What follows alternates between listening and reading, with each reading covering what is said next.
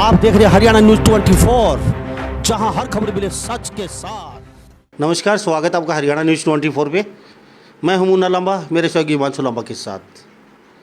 आज हम मौजूद हैं लोहारू विधानसभा में और हमारे साथ उपस्थित है रवि आज़ाद, भारतीय किसान यूनियन के युवा नेता, हरियाणा प्रदेश के युवा प्रदेश अध्यक्ष है रवि आज़ाद।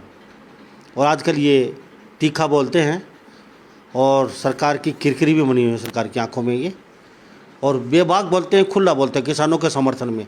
पिछले 4 महीने से बेबाक तरीके से अपनी बातें रख रहे हैं और किसानों के साथ कंधे से कंधा मिला के चल रहे हैं रवि आज़ाद।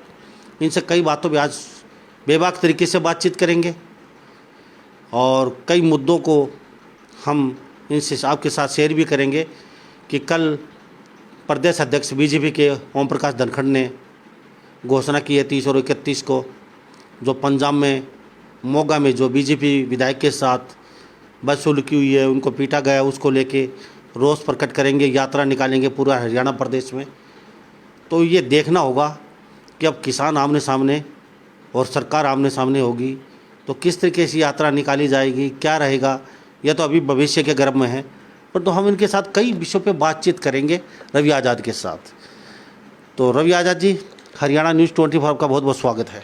धन्यवाद धन्यवाद रवि जी, सबसे पहले हम मुद्दे पे आते हैं। आप अभी 30 और 31 को प्रदेश अध्यक्ष ओम प्रकाश धनखड़ ने बीजेपी ने कहा कि यात्रा निकालेंगे हम जी, यानी कि बीजेपी विधायक को पीटा गया है जी। तो पहले हम विधायक को पीटा गया उस मुद्दे पे बातचीत कर लेते हैं जी। रवि आज़ाद जी, धरना प्रदर्शन कर रहे हैं जी। प्रजातंत्र है, लोकतंत्र है, सबको हक है भाई कीजिए धरना प्रदर्शन, कोई कौन मना कर रहा है आपको जी। लेकिन रवि आज़ाद जी, जिस तरीके से आपके जो किसान हैं अभी देख रहे हैं वो नाराज़ भी होंगे जिस तरीके से मैं बातें आपसे पूछ रहा हूँ। जी। शायद ही कई किसान गालियाँ भी निकालेंगे जी। कि हर मैं आपकी खबरें में बनाता रहता हूँ, किसानों के बीच में रहता हूँ। जी। लेकिन एक सीमित दायरा होता है प्रदर्शन करने का। जी। आप तो विधायकों को पीटने लगे और पिटाई के साथ साथ नंगा करके उनको दौड़ा दौड़ा के पीट रहे हो, तो ये तो कहीं ना कहीं प्रजातंत्र में नहीं लिखा। धरना प्रदर्शन कीजिए, 4 महीने से बैठे हो, सरकार ने आपको रोका नहीं है, आराम से बैठे रहिए, कोई दिक्कत नहीं है। अन्ना हजारे ने भी आंदोलन किया था रामलीला मैदान दिल्ली के अंदर, लेकिन वो भी काफ़ी दिन चला था, वो भी आंदोलन सक्सेस हुआ था। लेकिन इस तरीके से उग्र होके एक विधायकों को पीटना, नज़रबंद करना, तो ये कहाँ का न्याय है? पहले तो ये जानना चाहूँगा। देखिए, लगातार मैं सबसे पहले तो जितने भी हमारे भाई जुड़े हुए हैं उन सब से ये अपील करूंगा कि इस इंटरव्यू को, इस बातचीत को ज़्यादा से ज़्यादा आप लोग शेयर करें ताकि ये चीज़ें सब तक जाएं। दूसरी बात, मुन्ना भाई हमारे लगातार किसान आंदोलन को अपने चैनल के माध्यम से एक नई ऊंचाइयां देने का काम कर रहे, लगातार आंदोलन की जो सच्चाई है वो जन जन तक लेकर के जाने का काम कर रहे। और एक पत्रकार का काम भी होता है कि वो कड़वे सवाल पूछे, और एक पत्रकार का काम भी होता है कि जो भी सवाल उसके मन में है वो उनको पूछे। और हम भी सदैव इस बात के लिए तैयार रहते हैं कि हम हर सवाल का जवाब दें, हम जवाब देने से कहीं पीछे नहीं हटते। अब जो आपने सवाल किया उस विषय के ऊपर अगर हम आए तो सबसे पहले तो आपने ये बात कही कि प्रजातंत्र है। मेरा सबसे पहले मुद्दा यही है, क्या प्रजातंत्र के तरीके से मोदी सरकार कानून लेकर के आई? प्रजातंत्र के तरीके से नहीं लेकर के आई। बैकडोर अध्यादेश इमरजेंसी के लिए होता है। जब कोरोना की जो इन्होंने बता रहे कि महामारी जब कोरोना की चली और उसमें पिछले दरवाजे से जो लेकर के आए कानून, तो पहली बात तो सरकार वहीं फेल होगी। जो मोदी सरकार है वही प्रजातंत्र की हत्या करने वाली सरकार है, तो हमारे ऊपर प्रजातंत्र के सवाल उठाना बेमानी है।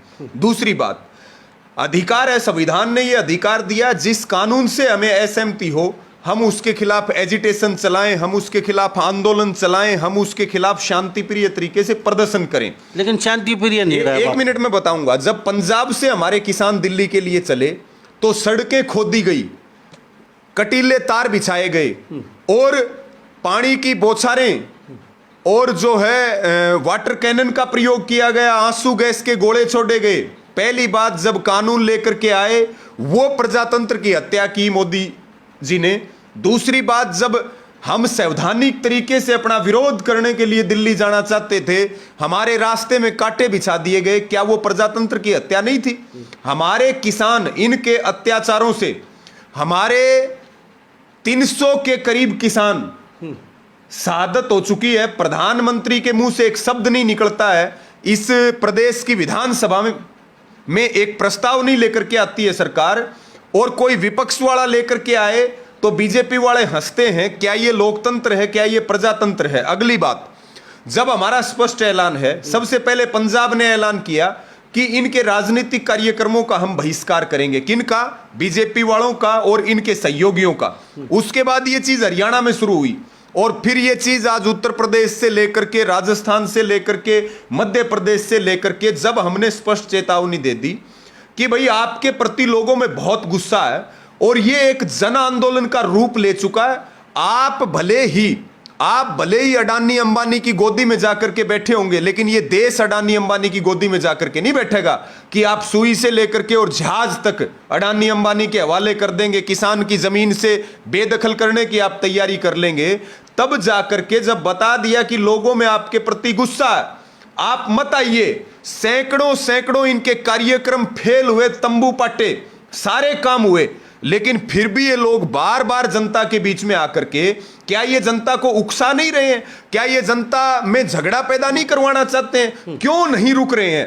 तब हम ये बात कहते हैं, हमने जो पंजाब में हुआ, ये मोदी सरकार को, बीजेपी वालों को, आरएसएस वालों को, जनसंघ वालों को, दुष्यंत चौटाला की पार्टी को ये बात समझने की जरूरत है कि जो लोग आपको 1.25 साल पहले सरकार में लेकर के आए, जो लोग आपको 2 साल पहले देश का प्रधानमंत्री बनाते हैं, आज देश की जनता आपको सड़कों पे देखना पसंद नहीं कर रही, तो इसका मतलब आपकी नीतियां गलत हैं। आप गलत तरीके से काम कर रहे हैं। आप लोकतंत्र को लूट तंत्र बनाना चाहते हैं, कंपनी तंत्र बनाना चाहते हैं। पंजाब की जो घटना है वो लोगों का एक रोष है, और जब लोकतंत्र खात्मे की तरफ बढ़ता है तो फिर एक जन आंदोलन शुरू होता है, और ये वही जन आंदोलन है। उसके बावजूद आप ये देखिए, पहले हम केवल राजनीतिक कार्यक्रमों का बहिष्कार कर रहे। 10 तारीख को अविश्वास प्रस्ताव में हमने एक वोट मांगा इनसे। इन्होंने काले कानूनों को वोट दिया, इन्होंने बीजेपी को वोट दिया, इन्होंने खट्टर मोदी को वोट दिया, इन्होंने मोहन भागवत को नागपुर में वोट देने का काम किया। हमारी जमीन के खिलाफ इन लोगों ने वोट दिए। तब हमने इनके राजनीतिक कार्यक्रमों के साथ साथ इनका सामाजिक और इनका धार्मिक बहिष्कार किया। और 10 मार्च के बाद आज 29 मार्च हो चुकी है। आज शिक्षा मंत्री जो यमुनानगर जिले के तारणवाड़ा गांव में जिसने कार्यक्रम रख रखा था, कल हिसार में सुभाष चंद्रा का कार्यक्रम था। 21 कार्यक्रम हरियाणा की जनता ने फेल किए, रद्द किए, इनको भगाया।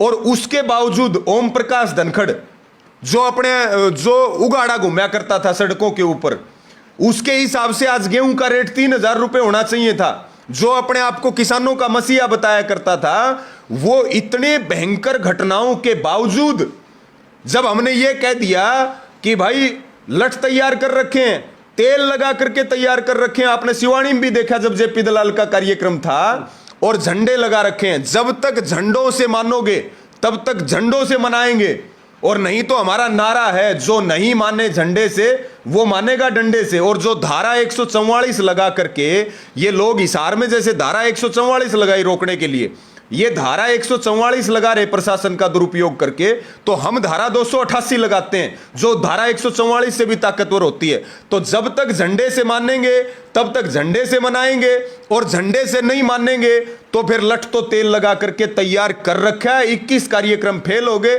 धनखड़ खुद ये चाहता है कि पूरे हरियाणा में हिंसा हो, धनखड़ ये चाहता है पूरे हरियाणा में विवाद हो। इसलिए उसने एक साथ ये घोषणा की कि हम पंजाब की घटना के विरोध में, उसने एक बार भी प्रदर्शन नहीं किया किसान शहीद हुए, एक बार भी प्रदर्शन नहीं किया एमएसपी का कानून मिले, एक बार भी प्रदर्शन नहीं किया कि सरकार भारत पाकिस्तान के बॉर्डर दिल्ली में क्यों बना रही है। आज वो पंजाब की घटना को याद करके रो रहे। आज हमारे घर की जो इज्जतें हैं मुन्ना भाई, माँ और हमारी माएं और हमारी बहनें, वो घर का ताज होती है, घर की इज्जत होती है। आज वो लाखों की संख्या में मोदी ने और बीजेपी ने और इस खट्टर ने और दुष्यंत ने वो सड़कों पर ले जाकर के बैठा दी। तो क्या हमारा खून नहीं खोलेगा? हमने को हाथों में चूड़ियां पहन रखी, हमारे घर की इज्जतें सड़कों के ऊपर हैं, और लड़ाई संविधान को बचाने की है, लड़ाई फसल और नस्ल बचाने की है। जो धनखड़, मैं तो ये कहता हूं कि धनखड़ खुद हिंसा करवाना चाह रहा, भाजपा को उसके ऊपर एक्शन लेना चाहिए अगर वो सचमुच चाहती है कि आंदोलन ठीक तरीके से चले। 4 महीने हो गए मुन्ना भाई, हमारा आंदोलन शांति प्रिय है। दिल्ली में बॉर्डर से 1 इंच आगे कोई आदमी नहीं गया, हम शांति प्रिय तरीके से काम कर रहे। बार बार बीजेपी अपने गुंडों के माध्यम से, आरएसएस अपने गुंडों के माध्यम से, आप देख रहे, कभी बॉर्डर पे पत्थर फिकवाते हैं, कभी दूसरे तरीके के हथियार वहां चलवाते हैं, लोगों को उकसाने का काम करते हैं और पुलिस के माध्यम से हिंसा फैलवाने की कोशिश करते हैं, तब जाकर के निर्णय लेने पड़ते हैं। जी रवि भाई, चलो मान लेते हैं सरकार इतनी वो नहीं है कि भाई अभी इतनी गर्मा गर्मी चली हुई है किसानों की, वो यात्रा निकालेंगे जी, शायद ही यात्रा नहीं निकालेंगे, सरकार को भी पता है जी, और सरकार को भी नहीं चाहिए इस तरीके से अभी प्रोग्राम करें। लेकिन फिर भी रवि भाई, जी, नेता हैं जी, आपने चुने, जी, ऊपर भेजे संसद तक, जी, आज हमें ये पावर नहीं है कि नेताओं को साथ हम मारपीट करें, उनको नंगा घुमाएं। नहीं, हम कब कह रहे हैं? जिस तरीके से पंजाब में देखा, देखो सरासर नाइंसाफ़ी हुई है, नंगा करके किसी व्यक्ति को, चाहे कितना बड़ा दुश्मन हो, सरासर बहुत बड़ी गलत बात है। उस तरीके से किसी के साथ नहीं होना चाहिए, चाहे नेता हो चाहे कोई अभिनेता हो। ठीक है, आप नहीं आने देना चाहिए, उनको नहीं आना चाहिए, उनके भी सोचना चाहिए भाई नहीं आएंगे। लेकिन अन्ना हजारे का आंदोलन काफ़ी लंबा चला था जी, तो वो भी तो शांति प्रिय बैठे थे, उन्हें तो किसी को नंगा नहीं किया, किसी के साथ मारपीट नहीं की। और आप तो इस तरीके से अगर नेताओं के साथ, ये जो आंदोलन है, ये आजादी के बाद सबसे बड़ा आंदोलन है। इस आंदोलन जैसा शांति प्रिय आंदोलन आज तक दुनिया में अगर कहीं हुआ हो तो आप मुझे एक उदाहरण दे दीजिए। दूसरी बात, जो हमारे नेता युद्धवीर जी गुजरात के अहमदाबाद में प्रेस कॉन्फ्रेंस कर रहे थे, प्रेस कॉन्फ्रेंस से उनको पुलिस उठा करके लेके गई, क्या वो मर्यादा है? क्या वो लोकतंत्र है? चलो मान एक उसी समय छोड़ भी दिया था। नहीं, छोड़ दिया, वो तो दबाव था पूरे देश में। जब सोशल मीडिया पे वायरल होने लगे और जब ये हुआ कि सड़कें जाम करेंगे, ये हुआ कि हम जो है नेशनल हाईवेज को रोकेंगे, वो तो हमारे आंदोलन की ताकत थी। लेकिन आप ये देखिए, एक दिशा रवि जो दक्षिण भारत की एक कार्यकर्ता है, अगर उसने आंदोलन के पक्ष में एक चीज लिख दी, उसको जेल भेजा। एक पत्रकार है मनदीप पुनिया, आपके लाइन के व्यक्ति हैं, उनने सच्चाई दिखा दी सिंघू बॉर्डर पे कि कैसे बीजेपी के लोग यहां साजिश रच रहे, उनको जेल के अंदर बंद कर दिया गया। क्या ये लोकतंत्र है? किसानों को ऐसी इस तरह से कानून लेकर के आना, किसानों को एजिटेशन के लिए रोकना, और जो सरकार के खिलाफ बोले उसको जेलों के अंदर बंद करना, और जो भाजपा की नीतियों से सहमत ना हो वो पाकिस्तानी हो जाए, वो जो है आतंकवादी हो जाए, ये चीजें नहीं चलेंगी। आप मुझे एक चीज बताइए, जो देश को बेचने का काम करे, आज किसान को बेचा जा रहा है, आज रेल बेची जा रही, आज भेल बेची जा रही है, आज रोडवेज बेची जा रही है, आज सरकारी कंपनियां बेची जा रही हैं, बीपीसीएल बेचा जा रहा है, तो क्या ये लोकतंत्र है? हमने सरकार बनाई थी देश को आगे बढ़ाने के लिए, हमने वोट दिए, देश ने वोट दिए, इस बात में कोई शक नहीं है, लेकिन देश बनाने के लिए वोट दिए थे, देश बेचने के लिए वोट नहीं दिए। और अगर सरकार आराम से नहीं मानेगी, 4 महीने से बैठे हैं और चाहे 2024 तक बैठना पड़े बैठेंगे। हम हिंसा का समर्थन नहीं करते, लेकिन सरकार जो बार बार टकराव करना चाह रही, वो भी समझ ले इस बात को। पंजाब की घटना से सबक ले ले, 21 कार्यक्रम फेल हुए उससे सबक ले ले, कैमला में जो घटना हुई उससे सबक ले ले, और अपने फार्म हाउस। आप एक बात बताइए, लॉ एंड ऑर्डर को भाजपा मानती होगी, मानना चाहिए ना भाजपा को। जब हरियाणा का डीजीपी लॉ एंड ऑर्डर का हेड है सबसे बड़ा पुलिस का, जब वो एडवाइजरी जारी करके ये कहता है कि भाई बीजेपी के लोग घर से बाहर ना निकलें, जेजेपी के लोग घर से बाहर ना निकलें, जनता में बहुत गुस्सा है, उनकी सुरक्षा बढ़ाई जा रही, उसके बावजूद ये धक्काशाही करके पब्लिक के बीच में आना चाह रहे, तो इसका मतलब उनकी मनसा खराब है, वो टकराव करना चाहते हैं। तो ये सवाल सबसे पहले बीजेपी वालों के ऊपर और सरकार में बैठे हुए लोगों के ऊपर उठते हैं। जी रवि जी, जी, आंदोलन चला जी, जब कुछ माहौल और था, जी, जो आंदोलन आगे बढ़ता गया, आपको नहीं लगता आपके आंदोलन में कुछ राजनीति हावी होती जा रही है? क्या कहेंगे इस चीज़ को लेके? साफ देखा जा रहा है कोई राजनीतिक हावी नहीं हो रही। आज ये आजादी के दीवाने हैं एक अपील के ऊपर। आज आप ये देखिए, हरियाणा की पूरी सरकार को कैद कर दिया, हरियाणा की पूरी सरकार को क्वारंटाइन कर दिया, और आगे जो प्रोग्राम इनके आ रहे हैं, जैसे कल क्या हुआ, मैं बात वो पूरी कर दूं, बीच में आपके सवाल का जवाब दूंगा। कल धनखड़ ने घोषणा की हम 31 तारीख को प्रदर्शन करेंगे। आज अखबारों के अंदर आता है कि हम 30 तारीख को प्रदर्शन करेंगे। हमने अपनी तैयारियां कर ली, हमने पूरे हरियाणा से अपील करी है। हम किसी तरह का टकराव नहीं चाहते, हम किसी तरह की हिंसा के पक्षधर नहीं है, लेकिन फिर भी ये बात सीना ठोक करके कह रहे कि इनको हरियाणा में कहीं भी प्रदर्शन नहीं करने दिया जाएगा। कल सुबह 8 बजे से डिस्ट्रिक्ट हेडक्वार्टर के ऊपर किसान, हरियाणा के प्रत्येक जिले में किसान जुटेंगे, नौजवान जुटेंगे और झंडे और डंडे लेकर के जुटेंगे। और हमारा स्पष्ट चेतावनी है, हम इनको प्रदर्शन नहीं करने देंगे, किसी कीमत पे प्रदर्शन नहीं करने देंगे। और 30 तारीख को अगर इन्होंने नहीं किया, क्योंकि ये कंफ्यूजन फैला करके, भ्रम फैला करके, और ये अपनी ताकत की भाई हम तक कर गए 10 आदमी, हम तक 20 आदमी कर गए, लेकिन हमने फील्डिंग लगा दी है 31 तारीख को भी, 30 को भी तैयारियां रहेंगी और 31 को भी तैयारियां रहेंगी। दोनों दिन पूरे हरियाणा में इनके प्रदर्शनों को लेकर के सैकड़ों हजारों की संख्या में डिस्ट्रिक्ट हेडक्वार्टर के ऊपर हरियाणा का नौजवान, हरियाणा का किसान, हमारी माताएं बहनें सब एकत्रित होकर के, और जो धनखड़ टकराव करना चाहता है उसको हमारी सीधी चेतावनी है। उसने पिछली सरकार में भी हमें बेचने का काम किया और वो किसान के ऊपर बहुत बड़ा दाग भी है, धब्बा भी है, और आज भी उसको सीधी चेतावनी है, कार्यक्रम किसी कीमत पे नहीं करने देंगे। चाहे बीजेपी वाले सुन ले, चाहे धनखड़ सुन ले, और चाहे सरकार में बैठे हुए टॉप लोग हैं वो भी सुन ले, हम इनको विरोध प्रदर्शन नहीं करने देंगे। मेरी आपके माध्यम से भी अपील है कि सारे हरियाणा में हमारे युवा साथी किसान भाई जोरदार तैयारियां करें इनके विरोध प्रदर्शन को रोकने के लिए, और किसी भी कीमत पर इनका विरोध प्रदर्शन ना हो पाए, इनके कार्यक्रम ना हो पाए। जैसे आपने पीछे फेल करे ऐसे ही आगे फेल करते जाएं और आंदोलन को 4 चांद लगाने का काम करें। दूसरी बात, आपने जो सवाल किया राजनीति का, राजनीति वाला मैं बता दूं, जितने हमारे मुख्य स्टेज हैं, आप एक बार ये बता दीजिए तारा स्टेज पर फलाना नेता भाषण दे गया। चलो स्टेज जी, हरियाणा में काफी टोल पे धरना दे रखा है, गांव में धरना दे रखा है जी। वहाँ तो सरासर राजनीति देखी जाती है रवि भाई, आप देख भी रहे हैं। वो अपनी राजनीतिक रोटियां सेक रहे हैं लोग, 2 मिनट के लिए अच्छे बोल के आते हैं, अपनी राजनीति चमका के घर चले जाते हैं। मैंने तो आज तक कोई नेता विपक्ष का किसानों के साथ बैठे हुए नहीं देखा, लेकिन वो माइकों पे बहुत अच्छा बोलते हैं। वो देखिए, ऐसा है, कहीं भी समर्थन करना विपक्षी पार्टियों का काम होता है। हमने समर्थन मांगा हो तो आप एक सबूत दीजिए, समर्थन करना उनका लोकतांत्रिक अधिकार है। हमने अपने मंच और माइक की मर्यादा को बना करके रखा है। और हरियाणा में भी, जैसे कल मैयड़ टोल प्लाजा के ऊपर एक पूर्व मंत्री हैं अत्तर सिंह सैनी, आप जानते भी होंगे, वो आए और उन्होंने आकर के कहा मैं किसानों के साथ हूं। वो बीजेपी का आदमी था, फिर भी किसानों ने उसको एक्सेप्ट करा, एक्सेप्ट करके, लेकिन हम चेक भी तो करते हैं ना, क्योंकि दो मुंह सांप हैं। जैसे अविश्वास प्रस्ताव में रामकुमार गौतम का साफ हो गया, जैसे देवेंद्र बबली का साफ हो गया, जैसे जोगीराम सियाग का साफ हो गया, रामकरण काला का साफ हो गया।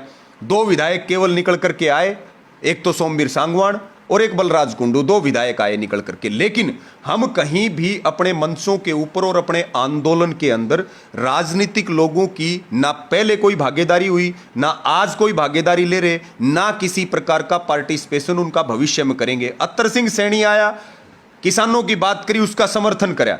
कल हमारा पुतला दहन का प्रोग्राम था, होलिका दहन पे, सारे किसान भाइयों ने कहे आग भाई सैनी साहब किसान के साथ जब मानेंगे जब होलिका दहन हो रही है अभी 5 मिनट में, और आप भी काले कानूनों की प्रतियां जलाएं। वो उठ करके भाग गया। ये दोखली जो राजनीति है, हमारी लड़ाई राजनीतिक नहीं है मुन्ना भाई, हमारी लड़ाई उसूलों की लड़ाई है, हमारी लड़ाई सिद्धांतों की लड़ाई है। हम लड़ाई लोकतंत्र को बचाने की लड़ाई लड़ रहे हैं, हम आने वाली पीढ़ियों की लड़ाई लड़ रहे हैं, हम अपने लिए कोई लड़ाई नहीं लड़ रहे। राजनीतिक हमारा कोई मामला नहीं है किसी कीमत पे। हम तो सरकार का धन्यवाद कर देंगे, एमएसपी का कानून बना दे, हमारे जो लोग हैं जिनके ऊपर फर्जी मुकदमे दर्ज करके जेलों में बंद किए उनको रिहा करे सरकार, और 3 काले कानून वापस ले ले। हम तो मोदी जी का भी धन्यवाद कर देंगे, हमें क्या दिक्कत है इस बात में, बीजेपी का भी कर देंगे। रवि भाई जी, अभी बातें कई बार निकल के आ रही हैं जी, और विपक्ष भी खुला बोल रहा है जी, आपकी बीजेपी भी बोल रही है जी, कम्युनिस्ट पार्टी लाल झंडे जी, जब से आपके आंदोलन में आए हैं, इन आपका आंदोलन हाईजैक हो चुका है जैसे वो बोल रहे हैं अभी, उस हिसाब से क्या लगता है कि वास्तव में ही लाल झंडा आने के बाद आपका आंदोलन शुद्ध नहीं रहा, हाईजैक हो चुका है, विपक्ष वाले बोलते हैं जिस तरीके से, क्या लगता है आपको? देखिए मुन्ना भाई, मैं इस आंदोलन का कार्य करता हूं और आंदोलन की जो घोषणा है उसको पूरा करने के लिए हम अपनी सर धड़ की बाजी लगाने के लिए तैयार। और केवल मैं नहीं, इस देश में करोड़ों युवा और इस प्रदेश के लाखों युवा जो संयुक्त किसान मोर्चा की अपील है उसको पूरा करने के लिए अपनी जान भी दे सकते हैं, जेलों में जा सकते हैं और सूली पे चढ़ सकते हैं। अगर इस आंदोलन को चलाने के लिए करीब करीब हिंदुस्तान में 500 के करीब संगठन पहली बार एक मंच के ऊपर आए, अपने निजी मतभेद भुला करके आए, अपने और कोई वैचारिक मतभेद थे बुला करके आए, क्योंकि देश को बचाने की बात थी, किसान को बचाने की बात थी। अगर जो लाल झंडे वालों की आपने बात करी, कम्युनिस्टों की बात करी, अगर कम्युनिस्ट इस देश के अंदर बैन है, लाल झंडे वाले इस देश के अंदर बैन है, तो सरकार फिर बैन करे उनको, सरकार उनके ऊपर कार्रवाई करे। ये खेल नहीं चलेगा। सरकार ने ही उनके संगठन को परमिशन दे रखी है। चलो, सरकार वो ने आने उनके से संगठन वो को कह रहे हैं, वो आने से कौन कह रहा है? आपका आंदोलन, जैसे बीजेपी बोल रही है सरासर, आपका आंदोलन हाईजैक हो चुका है, वो उनका इंटरफेयर। देखो, सबकी अलग अलग विचारधारा होती है। मेरी अलग विचारधारा हो सकती है, आपकी अलग विचारधारा हो सकती है, कम्युनिस्टों की अलग विचारधारा हो सकती है, भारतीय किसान यूनियन की अलग हो सकती है, लेकिन इस आंदोलन को हम सारे एक होकर के लड़ रहे, सारे संगठन एक होकर के लड़ रहे, और सब एक झंडे के नीचे, सब एक बैनर के नीचे, सब संयुक्त किसान मोर्चा के नाम पे रच रहे। बीजेपी को वो बात है ना, पुरानी कहावत है, बोला नाच ना जाने तो आंगन टेढ़ा। कानून ये आज तक देश को समझा नहीं सके, इनको खुद को समझ में नहीं आ रहे, क्योंकि कानून तो अडानी अंबानी ने बना के दिए थे, कानून तो WTO ने बना करके दिए थे। इनको बीजेपी के किसी भी, आप पीछे डिबेट में आपने बुलाया, आपने हाल देखा कि इनका कानूनों पे जानकारी का हाल क्या है, भाजपा वालों का, इनके सहयोगियों का। हम सीधी स्पष्ट ये बात करते हैं, हमारे साथ जो भी आंदोलन में है, हम इस देश को बचाने की लड़ाई लड़ रहे। आंदोलन हम सारे मतभेद बुला करके लड़ रहे। सरकार केवल और केवल अपनी खाल बचाने के लिए आंदोलन के ऊपर आरोप लगा रही है, और देश इस बात को समझ चुका है, अब हम किसी भी कीमत पर बटने वाले नहीं है। जी रवि भाई जी, परसों आपने जी न्यूज के मालिक सुभाष चंद्रा, उसको खुला है आपने चैलेंज डाला, आप आके दिखाइए, डंडा रखो, तेल लगा के रखो और नंगा करके पीटना पंजाब की तरह, आपने बिल्कुल खुल्लम खुल्ला आपने चैलेंज दे दिया। तो ये तो कहाँ का न्याय है? क्यों ना दें? अरे वो उनका घर है, उनका गांव है, आपके घर आ सकता है। क्यों ना दें? देश में भूख का व्यापार करने की तैयारियां चल रही, रोटी को तिजोरी में बंद करने की तैयारियां चल रही, देश को तानाशाही की तरफ धकेला जा रहा, क्यों ना कहें? अगर हमने गलत कहा है तो सुभाष चंद्रा हमारे ऊपर मुकदमा दर्ज करवा दे। लेकिन आप एक बात बताइए, हमारे ऊपर भाजपा वालों के इशारे पर हमारे ऊपर सूखी लाठियां मारी गई। आपने देखा, आपने कवरेज करी कैसे किसान पिट रहे, आपने पीपली के अंदर भी देखा कि कैसे किसानों को पिटा गया। क्या वो मर्यादा थी? क्या वो प्रजातंत्र था? क्या वो लोकतंत्र था? इसलिए हमने मोदी को वोट दिया था, इसलिए खट्टर को वोट दिया था कि हमारे 95 साल के बुढ़े और भाजपा वाले सड़क पे पुलिस से पिटवाएंगे और अपने गुंडों को सिविल वर्दी में भेज के पिटवाएंगे। ये एक क्रांति है, और इस क्रांति में शांति भी है, और इस क्रांति में चंद्रशेखर आजाद को मानने वाले लोग भी हैं, महात्मा गांधी को मानने वाले लोग हैं, सारे इकट्ठे हो रहे हमें। और आज भी जिम्मेवारी के साथ कह रहे, उन्होंने सूखी लाठियां मारी थी और हमने तो तेल लगा करके लठ रखे हैं। तो उनकी सोच में और हमारी सोच में कितना फर्क है, ये बहुत देखने वाली बात है कि हमारे अंदर फिर भी इंसानियत है।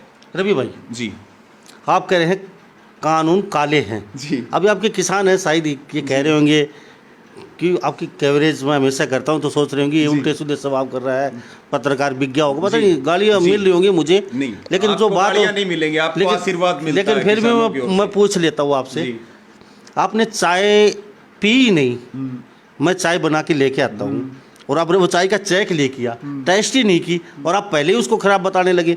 अरे मेरे भाई, मैं आपसे प्यार के लिए चाय बना के लेके आया हूँ, उस चाय को आप चेक करके देखिए, पी के देखिए, मीठा कम है, पत्ती कम है, स्वाद नहीं आया, तो मेरे को आप गाली दे सकते हो ना।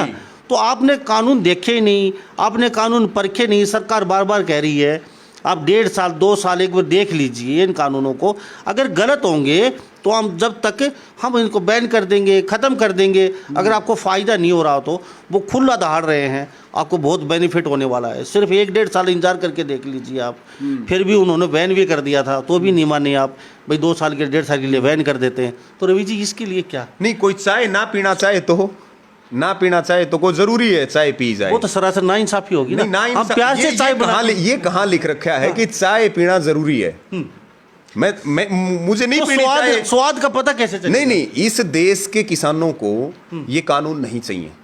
पहली बात, इस देश के किसानों को कानून चाहिए एमएसपी का। इस देश के किसान को कर्ज मुक्ति चाहिए। इस देश के किसान को स्वामीनाथन आयोग की रिपोर्ट चाहिए। इस देश के किसान को बिजली, पानी और खाद चाहिए। इस देश के किसान को कंपनी राज नहीं चाहिए। इस देश के किसान को जो हम बता रहे ये चीज चाहिए। हम चाहे अभी सरकार के 3 साल 2.5 साल मान लो आप, 3 साल मत लगाओ, ये कह रहे हैं कि 2.5 साल के अंदर तो 3,000 रुपये गेहूं का रेट हो जाएगा, आप वादा करते हैं। ऐसा है भाई साहब, इनकी कौन सी बात पे भरोसा करोगे? इन्होंने कहा था अच्छे दिन आएंगे। एक भी वर्ग के अच्छे दिन आए हो तो आप बता दो। इन्होंने कहा था सबका साथ सबका विकास, सबका साथ इन्होंने कहा लिया, सबका विकास कहां किया? इन्होंने कहा मोदी जी कहा करते थे, मैं प्रधानमंत्री बनते ही पहला ही काम, पहली ही कलम से स्वामीनाथन आयोग की रिपोर्ट लागू करूंगा। जो आदमी पहले ही दिन जो काम करने वाला था वो 7 साल में नहीं कर सका। जो आदमी ये कहा करता था मैं 2 करोड़ रोजगार दूंगा इस देश का प्रधानमंत्री, 7 साल में मोदी की घोषणा के अनुसार, इनके मैनिफेस्टो के अनुसार 14 करोड़ रोजगार इस देश को मिलने वाले थे। इन्होंने 2.5 करोड़ लोगों को बेरोजगार कर दिया। अगर इन्होंने 5 लाख रोजगार भी सेंट्रल गवर्नमेंट में दिए हो तो हमारी खुली इनको चैलेंज आकर के दिखा दे। जो आदमी कदम कदम पे झूठ बोलता रहा, जो सरकार कदम कदम पे लोगों को बेवकूफ बनाती रही। इन्होंने कहा था, आपको याद होगा 15 लाख आएंगे, याद होगा? अब भी सुन लो मोदी के भाषण, राजनाथ के सुन लो, अमित शाह के सुन लो, और इनके नेताओं के सुन लो। 15 लाख आए किसी के? ये बेवकूफ बना रहे देश को। अब हमने कानून पढ़े हैं, कानून आपने भी पढ़े हैं। वो कानून भाई साहब सुप्रीम कोर्ट का वकील नहीं समझ सकता, जो टॉप वकील है, टॉप अधिकारी नहीं समझ सकता, बड़ा ब्यूरोक्रेट नहीं समझ सके। तो आप ये बताओ इन कानूनों की जरूरत क्या थी? और अगर ये कानून सही थे, हर चीज एमआरपी के ऊपर बिकती है देश में। हम क्या मांग रहे? MSP, minimum support price. और ये भी कहा करते थे कि हम एमएसपी, मोदी बार बार कहते हैं एमएसपी थी, एमएसपी है, एमएसपी रहेगी, लेकिन मिले कितनों को? आपका टकेत जो आपके टकेत नेता है ना, गेहूं का रेट देखो। हाँ, आपका टकेत पिछली सरकार से भी गेहूं रुलता अंडर लग रहा है 1500 रुपए में। आपके टकेत नेता है जी, उसके बाद सरकार के निशाने पे आप ही हो, ये नोट कर लेना आप जी। क्योंकि आप बेबाक बोल रहे हो, खुला दाड़ रहे हो, और प्रोग्राम आपकी जो बोलते हैं ना आप, वो प्रोग्राम कहीं ना कहीं पूरे हरियाणा में बात जाती है, और वो प्रोग्राम वहाँ हो नहीं पाते आपकी वजह से जी। तो आप कहीं ना कहीं निशाने पे, आप भी ये भी जानते होंगे ना जी, आप एकदम खुल्ला मतलब बेबाक तरीके से बोल रहे हैं। अगर देखिए, ये लगभग हम 7 साल से किसान आंदोलन के काम में लग रहे हैं, और हमेशा से बेबाक की तरीके से बोल रहे और हमेशा अड़ करके चले हैं। जहाँ हित की बात आई किसान के, वहाँ हमने घेटी अड़ाने का काम किया, और हमेशा अपने कुंभकार भगवान का आशीर्वाद रहा कि वहां से जीत लेकर के आए। क्योंकि लड़ाई हमारी व्यक्तिगत नहीं है, लड़ाई हमारे किसान कौम की है, लड़ाई देश की है, लड़ाई प्रदेश की है। हम बोलेंगे सरकार क्या कर सकती है? सरकार तो आंदोलन के शुरुआत में भी जेल में बंद किया, सरकार जेल में बंद कर सकती है, सरकार हमें सूली पे टांग सकती है, सरकार मुकदमे दर्ज कर सकती है, लेकिन हम जब तक हैं और जब तक अंतिम सांस है तब तक हम लड़ेंगे, आंदोलन करेंगे। सरकार चाहे जो करे, लेकिन हम 1 इंच भी पीछे नहीं डरेंगे। वो हमें पता, आपको भी पता कि कितनी ताकतें हमारे रास्ते रोकने के लिए लगी हुई हैं, लेकिन फिर भी हम कहीं पीछे नहीं हटेंगे। कट तो सकते हैं लेकिन झुकेंगे नहीं, और ना कहीं बिकेंगे, ना कहीं डरेंगे, बल्कि लड़ेंगे और जीतेंगे। निश्चित तौर पर हमारा यही ऐलान है। और आपके माध्यम से देखिए, मैं आपको भी एक अपील करूंगा मुन्ना भाई, 3 चीजें आंदोलन के बाद जो मैं आपके दर्शकों के साथ भी अपने साझा करना चाहता हूं। 3 कानून ऐसे आए। एक कानून आया बिहार के अंदर, जिसमें बगैर वारंट के पुलिस किसी को गिरफ्तार कर सकती है। संविधान के खिलाफ कानून है। आज देश में जितनी एजेंसियां हैं वो कहीं न कहीं, इलेक्शन कमीशन, आप बंगाल के अंदर देखिए, 400 ईवीएम वीवीपैट से जो पर्ची निकलती है, वोट किसी को भी डालो, पर्ची भाजपा की निकलेगी। इलेक्शन कमीशन ने जांच बैठाने की बजाय टेक्निकल प्रॉब्लम बता करके बंगाल से वो मशीनें वापस करी। एक कानून आया बिहार के अंदर। दूसरा कानून आया दिल्ली के अंदर, चुनी हुई सरकार की शक्तियों को छीन करके, और एक जो बैठाया हुआ आदमी है एलजी केंद्र सरकार का, उसको ज्यादा शक्तियां देना। क्या वो कानून संविधान सम्मत है? तीसरी बात, हरियाणा के अंदर एक कानून आया, संपत्ति सती विधेयक 2021। वो कानून किस लिए आया? आज सरकार हमारे जैसे लोगों के खाते तैयार कर रही है। कि जैसे ही आंदोलन का अंत होगा और उसके बाद हम सभी जो है किसान लीडर को, किसानों के अगवा लोगों को, हम उनके ऊपर उनकी फाइलें तैयार रखो, उनके ऊपर बड़े बड़े मुकदमे दर्ज करके और पूरी जिंदगी वो जेल के अंदर चकियां पीसने का काम करें। संपत्ति सती विधेयक 2021 लेकर के आए। आज मैं आपके बीच में ये बात कह रहा हूं कि ये ऐसा काला कानून है जो कभी अंग्रेजों की सरकार नहीं लेके आई थी। ये एजिटेशन को दबाने के लिए, प्रदर्शन को दबाने के लिए और लोगों के मन में खौफ बैठाने का कानून हरियाणा की सरकार लेकर के आ गई। मैं आपको आज ये बात कह रहा हूं, जो नुकसान खट्टर ने किया हरियाणा का, सड़कें किसने तोड़वाई? खट्टर ने तोड़वाई। तारें किसने लगवाई? दुष्यंत चौटाला ने लगवाई। नुकसान उन लोगों ने किया, लेकिन इन्होंने कानून पहले ही बना करके धर लिया कि आंदोलन की समाप्ति पर जो रिकवरी है वो सब किसान नेताओं की संपत्ति अटैच करके और वो रिकवरी इनसे की जाएगी और इनको जेलों में बंद किया जाएगा। मेरी आपसे अपील है कि हमारा 2 तारीख को रोहतक में भी इसको लेकर के किसान पंचायत रखिए, इस विधेयक 2021 के खिलाफ, और इस तरह की चीजों को भी आप जनता के बीच में लेकर के आए, क्योंकि आप भी लोकतंत्र का चौथा स्तंभ है। आप पूरी ताकत के साथ काम करते हैं और लोग आपको बड़ा प्यार देते हैं और बड़ा भरोसा करते हैं, जो एक एक खबर आप उन तक पहुंचाने का काम करते हैं। रवि भाई, एक बात, आप लोहारू से आते हैं जी, लोहारू से बातें कर लेते हैं जी। जेपी दलाल को आप कह रहे हैं बहुत बड़ा अच्छा बुरा बोल रहे हो, और शुरू से लगातार हम भी देख रहे हैं ये ऐसा है वैसा है। लोहारू में विकास कार्यों की झड़ी लगी हुई है। अच्छा। नहरों में पानी आया, आपके हर जो मुआवजा मिला, हर गांव में 5-5, 10-10 करोड़ रुपए मुआवजा मिला हुआ है। और भी मेरे पास लिस्ट नहीं है, शायद ही 103 ऐसी बड़ी बड़ी परियोजनाएं हैं जो लोहारू के अंदर अभी होने वाली हैं, और उनका उद्घाटन भी हो चुका है कई जगह, और कहीं डिग्गियाँ बन रही हैं, कहीं की पानी की टंकियाँ बनी हैं, कहीं नहरों की नई खुदाई हो रही है, कहीं बिजली की लाइन लगी हुई है, कहीं बेडों का सेंटर बन रहा है। अच्छा। और भी ऐसी बहुत चीज़ें हैं। मैं 1-2 गाँव में गया था, वहाँ काम भी चालू है। अच्छा, 1-2 गाँव का नाम बता दो। अभी बताता हूँ मैं। और उसके अलावा मैं नहरों में देखा है 2-3 नहरों में पानी आया हुआ है। जो मेन सड़क जाती है सिंगानी की तरफ, उधर से हम खरीखड़ी होकर निकलते हैं, 1-2 नहरों में पानी मैंने देखा है। कल परसों नरसों में वहाँ पानी भी अभी आया हुआ है। तो क्या लगता है, क्या वास्तव में विकास कार्य हो रहे हैं या नहीं हो रहे आपकी नज़र में? पहली बात तो मैं आपको यही सवाल, आप मेरे से सवाल कर रहे, आज मैं आपसे सवाल कर लेता हूँ। पहली बात तो वो जड़ी कहाँ लग रही है? शायद हो सकता है हमारी आंखों से वो जड़ी हमें बार लिस्ट लेके बैठेंगे। दूसरी बात, आप लिस्ट ले आइए। हाँ। ये केवल जो जेपी दलाल है, ये केवल झांसाराम है, और इसका काम है केवल झूठ बोलना, इसका काम है केवल घोषणा करना। अगर धरातल पे आज आप ज़्यादा दूर मत जाइए, आप लोहारू की सड़कें देखिए, आपको विकास पता चल जाएगा। आप नहरों का भ्रमण, मैं आपको कहूँगा आप एक कवरेज करिए नहरों के ऊपर, आप मुझे नहरों में पानी दिखाइए। वो पानी जो कुछ नहरों में आया वो इलेक्शन से पहले आया, इलेक्शन के बाद कहाँ पानी है?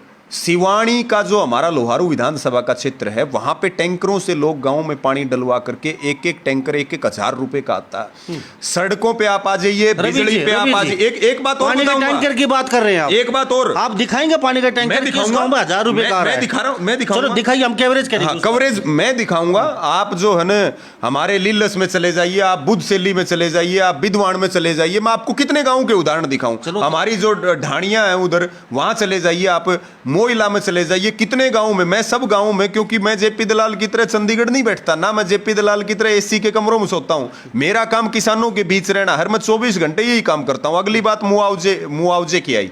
पहली बात तो मुआवजा इनकी सरकार को दूसरा टर्म है। इन्होंने अगर लोहारू में छोड़ो, हरियाणा में 1 रुपया मुआवजा दिया हो तो उसका रिकॉर्ड, ये क्लेम है। किसान प्रीमियम देता, क्लेम मिलता, और क्लेम भी कैसे मिला मुन्ना भाई, आपने कवरेज करी थी, आपको याद होगा। कृषि मंत्री के घर खराब मौसम में दिन रात 8 दिन का धरना लगा, तब जाकर के किसानों को लोहारू में क्लेम आया, जब जाकर के भिवानी में क्लेम का पैसा आया। बेड, आप एक बात बताइए, ये जेपी दलाल न्यू क्या करता, मुझे जिता दो, मुझे जिता दो, मैं हर घर में एक रोजगार दूंगा।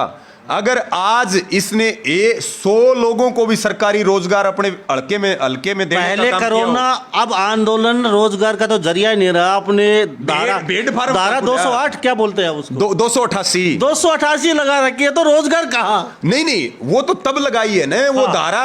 उसमें तो क्या होता है, जब अंत हो जाता है तब वो बक्कल उधेड़ने की धारा है 288, क्योंकि ये उसी से मानते हैं, उसी से मुगल माने थे, उसी से अंग्रेज माने थे और उसी से अलग अलग पार्टियां मानती रही आजादी के बाद। लेकिन एक बात मुझे आप और बताइए, जो आदमी रोजगार की बात करया करता, आज वो गांव में जाके कह रहा 10 भेड़ रे 1 मींढा ले लो, 10 बकरी और एक वो बकरा ले लो और मैं ये दिलाऊंगा। भाई तेरे को वोट यहाँ भेड़ पालन करने के लिए, जो एमएससी बालक हैं उनने बकरी पालने के लिए तेरे को वोट नहीं दिए थे, वोट दिए थे रोजगार के लिए। हम स्वागत करते अगर ये कहीं पर कृषि यंत्रों का प्रोजेक्ट लगाते, कहीं पर ये दूध का प्रोजेक्ट लगाते, कहीं पर ये सब्जी मंडी का कोई प्रोजेक्ट लगाते। इन्होंने सिर्फ हवाई बात करी है। अगर जेपी दलाल काम कर रहा तो आज 1.25 साल के बाद वो अपने विधानसभा के गांव में नहीं आ सकता, अपने विधानसभा धारा 288 है, कैसे हरियाणा में कोई नहीं जा वो तो सकता। कैबिनेट मंत्री है। नहीं, धारा 288 के खिलाफ आप कह रहे हैं किसानों धारा 288, तो कोई भी तो नेता नहीं आ सकता, जेजेपी का बीजेपी का तो नहीं तो कैसे आएंगे गाँव? कर्म अच्छे नहीं किए ना, जिसके कर्म खराब हो, जिसके काम खराब हो। और जेपी दलाल तो फिर शहीद किसानों पे भी हंसे, जेपी दलाल तो फिर हमने चीनी पाकिस्तानी भी बताओ, ये उनकी गलत बात है। हाँ, तो वोट मैं वही कह रहा, वोट हिंदुस्तानियों दिए थे। अगली बार जब वोट मांगना होगा ना तो जनता यह बात कहेगी हम तो चीनी है पाकिस्तानी है, जहां हिंदुस्तानी है उनसे जाकर के वोट ले। रवि जी बहुत लंबी चौड़ी लिस्ट है इनकी, हाँ, जो लुहारू में विकास कार्य है। हाँ, कहाँ है? आपकी बार लिस्ट लेके आपके साथ बैठे आपको और ऑन ग्राउंड भाई साहब बिल्कुल आप सड़कों पे लेके चलिए, आप रोजगार पे लेके चलिए, आप नहरी पानी पे लेकर के चलिए,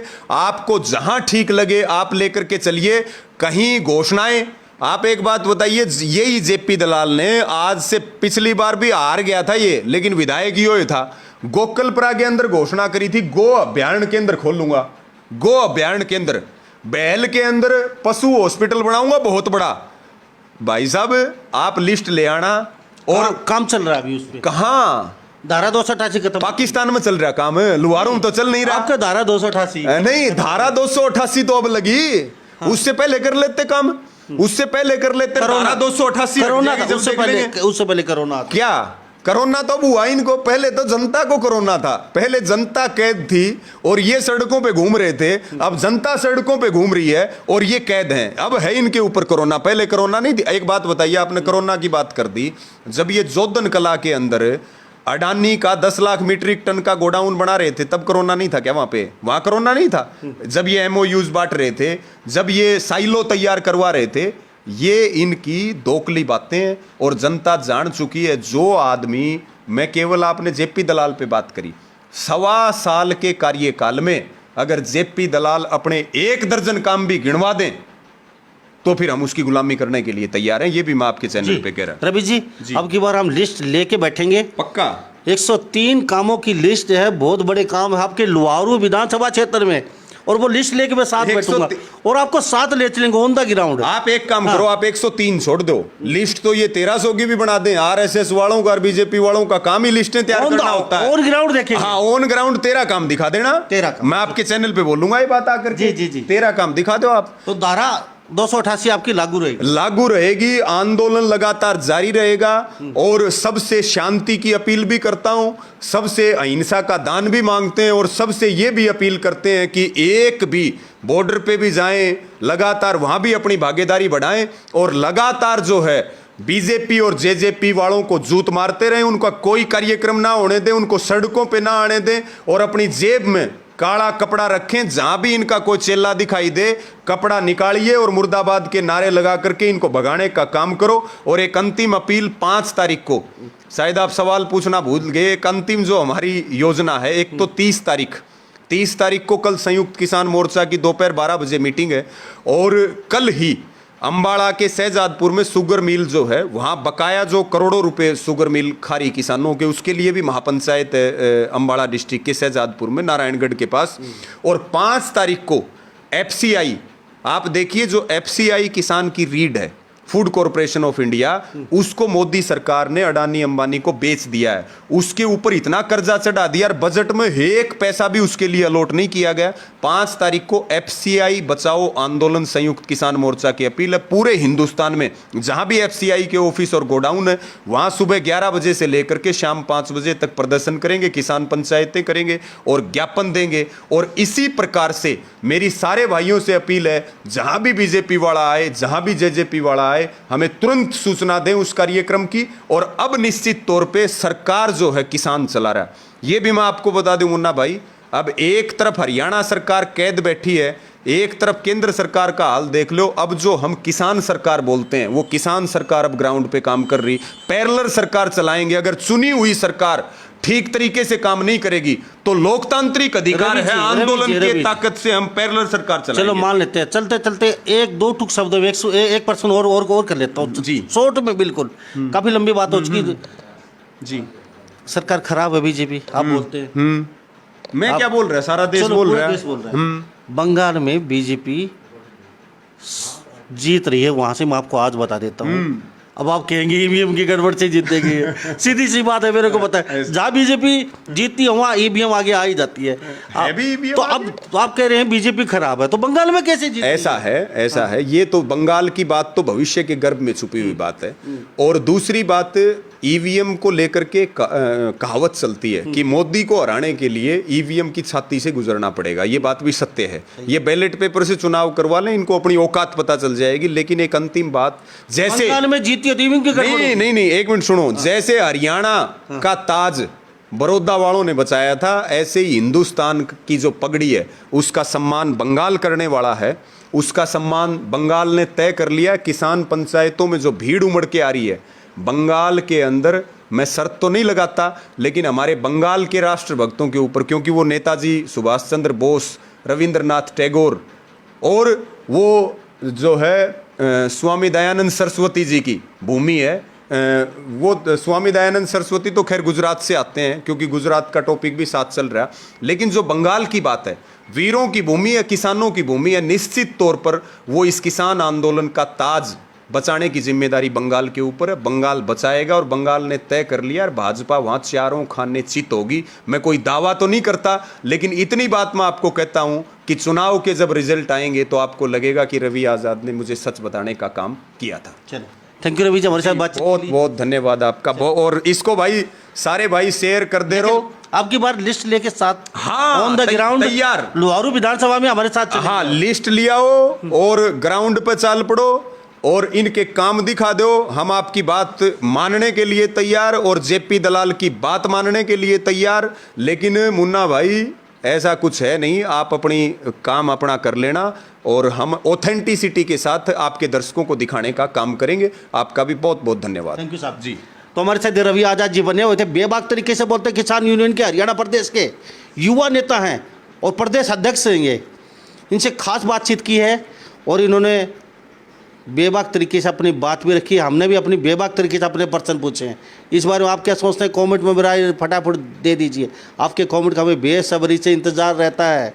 तो इन्हीं सब बातों के साथ मैं मुन्ना लांबा, मेरे सहयोगी हिमांशु लांबा के साथ हरियाणा न्यूज़ 24। नमस्कार, जय हिंद। आप देख रहे हैं हरियाणा न्यूज़ 24, जहां हर खबर मिले सच के साथ।